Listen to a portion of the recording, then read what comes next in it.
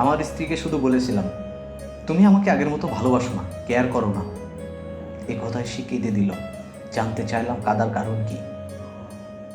সে উঁচু স্বরে বলল, সকালে গ্যাস থাকে না, তার উপরে সব ভোরের রান্না বান্না করা, থালা বাসন ধোয়া। তুমি যে অফিসে যাও, তোমাকে যাওয়া অবধি প্লেটে খাবার বেড়ে খাওয়ানো, সেগুলো শেষ করে ওঠা। আবার সবাই একসাথে খেতে বসলে তাদের সবাইকে খাওয়ানো, রুম ধোয়া মোছা করা, তোমার শার্ট প্যান্ট ধোয়া, তোমার জামা কাপড় ইস্ত্রি করা, পরিবারের সমস্ত কাজ নিজের যথেষ্ট শ্রম দিয়ে করা। তারপর আর কি, গোসল করা, আবার দুপুরবেলা বাকি সব কাজ করা। রাতের বেলা সবাই যখন একসাথে খেতে আসে, সবাইকে আবার একত্রে খাওয়ানো, থালা বাসন গুছানো ইত্যাদি। নিজের চেষ্টায় শেষটুকু দিয়ে কাজ করে আসলে ভুল ধরলে আবার সেগুলো করা।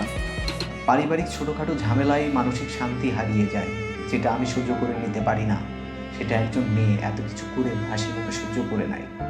আমার স্ত্রীকে গত মাসে টেস্ট করালাম, আলহামদুলিল্লাহ পজিটিভ। বাবা হতে যাচ্ছি। সে কোনো কিছু খেতে পারে না, 1 প্লেটের হাফ প্লেট খাবার খায়।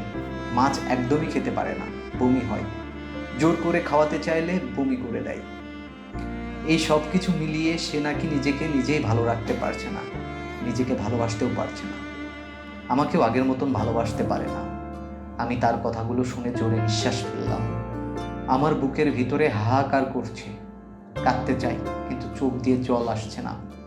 সে এত কষ্ট করে সব কিছু মানিয়ে নেয়, তবুও তার চোখে তাকালে আমি দেখি তার কোনো চেষ্টার কমতি নেই আমাকে হ্যাপি রাখার।